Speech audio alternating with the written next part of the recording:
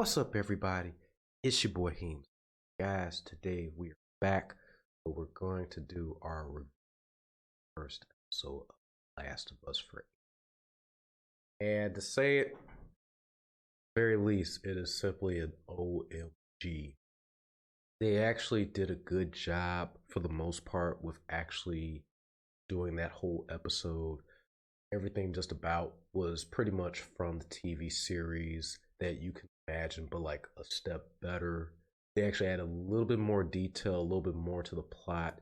The only like little gripes and stuff, and it's very cosmetic with some of the actors. Like for example, the person that they got to actually play as daughter, and even the age range. It's like she's pretty much almost like in high school, but like he still carries her around. Like at this point she's like teenager, man. I know this dude gotta be struggling.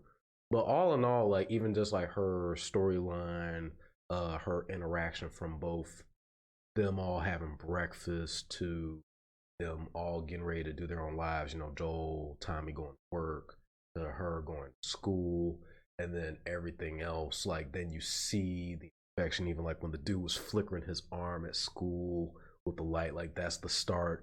When daughter went over to the neighbor's house, the old lady that was sitting there in the wheelchair, and suddenly like her mouth starts opening up and she starts like moving around. The dog is sitting there like just watching and stuff, and you see everything build up to the point of the infection. He'll bail Tommy out of jail. They'll get ready to ride in the truck. They even did that part where like you see the family like on the side like waving like help, and he's like keep going. It's like, can we help them? Like, and then you see like the daughter in the back like feeling some way. Like they captivated that in so much of a way. Like it was dead on in the video game, and that's honestly one of the hardest feats to do, or has been shown to do, because like in a lot of game-based movies, like for example like with Resident Evil as a series, I don't feel like they quite executed that well at all. Like as far as like the visuals, it's everything of what a Resident Evil was supposed to be, but as far as like the story plot and everything, they had a little bit here and there. Like what was it, Resident Evil Apocalypse with the Nemesis and stuff, but then it just got to a point where it was like they were just going all the way off. My sister got off of it before I did. I actually stayed all the way until Afterlife. Don't ask why. But yeah, them getting to the town, some little twists and little clicks, like even like with, for example, how the truck had crashed, and for Joel to pull out his daughter and everything was different because it took a plane crash from the back that a piece of debris had hit the truck, and then after that, he gets her up. But it's pretty much that same mechanic of them like separating, and you don't see the whole detail of like like Joel running, and of course like all this stuff is like for the gameplay, because there's a difference between the TV show and the gameplay. The gameplay has the player more involved in every single dynamic, whereas of the TV show they have to tie everything up and try to make it as quick, because it almost was like a boom transition from the crash to him pulling out his daughter out of the car to him actually going to the bar, which that does happen. But as soon as he gets out the bar, compared to the game, you had still much of running to do before you ran into one of the Federas or one of the security people, or basically the cleanup crew for any infected. But in the show, they went from the bar straight to one of them. And then I like, though, a little more emotion at that scene, because at one point when he's holding Joel and his daughter at gunpoint, he's like, please, if he does the shoot, and then like they fall over. And then at one point, though, I don't know. Now, to anybody out there that's played the game, I know I just recently played part 1 and I can forget, but please help me and please remind me if I missed it. At one point, the dude walks over with the gun in the series and actually says sorry. And I like that little depth of emotion, that little dab of emotion that they actually gave into that, because it wasn't there. It just seemed like dude was just straight up cold, like as if we got a guy, and it looks like that's his daughter. Okay. And you just get the feeling like you see like Joel just is anticipating, and what's about to happen, and it happens. It was still emotional with his daughter's passing. I like how they captivated it there, and even him trying to like actually get her up. And it's like, I don't know. It's like it's a dynamic between the game and stuff, and it's like they do it in their own way. The game is very emotional. TV show, like they had to really step it up and show more into it. Even though it's like for a video game, you still have to. It's like you have to show 100 times more, but it's like I don't know where I'm going. It's like, but basically, as if like it felt like the show really had to over exaggerate it a bit. Even like with the, he's like, you trying to get it, like, come on. First he held it, and he's like, come on, you got to get up, you got to get up, you got to get up. But it looked good. It was good. And then it showed. Then it transitioned to like the 23 years later, and then the 23 years later, you actually see which was not included in the gameplay of Joel basically work because it was like, yeah, what did he do all these years? This was he like just because the game transitions to him just waking up in his bed. Tish is there, and it starts the whole thing. But like they actually show him working, him exchanging stuff with some of the guards that he. And then after that, it cuts to the scene of Tish and why she got beat up. To her luckily surviving that incident, but then get arrested. And it ties in the dialogue up until when the game begins again of Joel waking up. Tesh comes in with the black eye. She's explaining why she got the black eye to them getting ready. Now, there was a part in there that I don't know if that was actually included. I didn't read all the notes, and it could have been, truth be told, some parts that I didn't see in the game. So to anybody that sees this, if you want to participate in the comments, I really appreciate it. I don't remember Joel talking that much about Tommy not in the beginning, or for him to emphasize on like getting in radio talk with him. If I'm not mistaken, in the game, it was already emphasized that he knew where Tommy was, or at least he had an idea of where Tommy went. But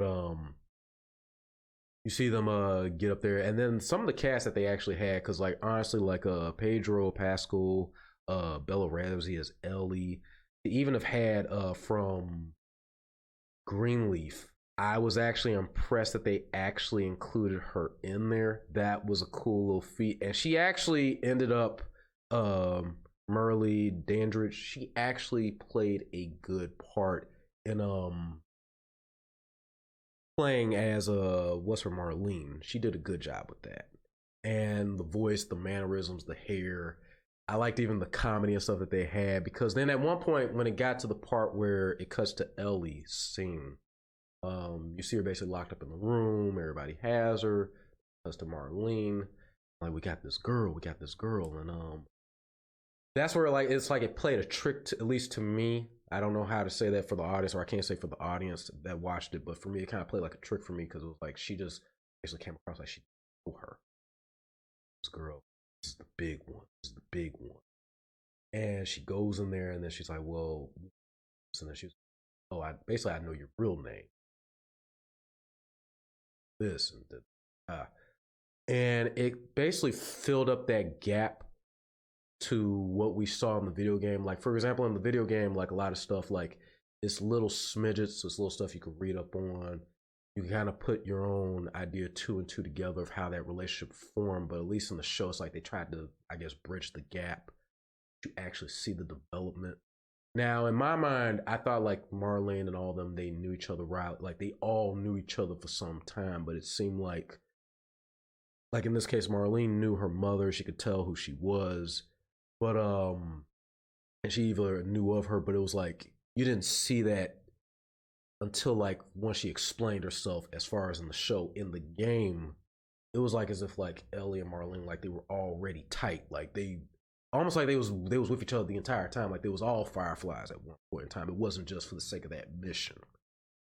But then after that, they cut to, and then it's kind of funny though where they're making their decision. And she's like, "Y'all go ahead and make your decision."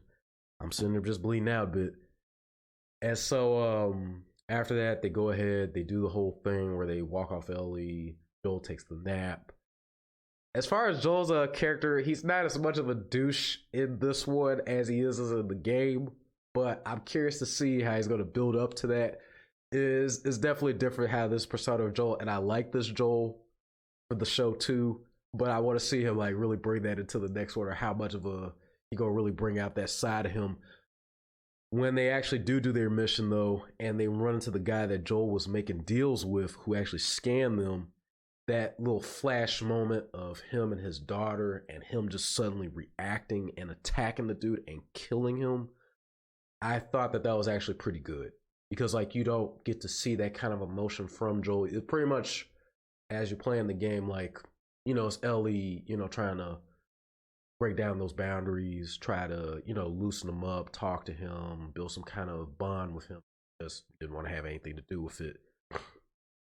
And you very little saw his emotions other than what you knew of him for the player that played the game from the beginning up to him doing the mission. But to actually include like even like him as he's being held at gunpoint and he stands in front of the girl and he's like, move. Just standing there. Like, I said move.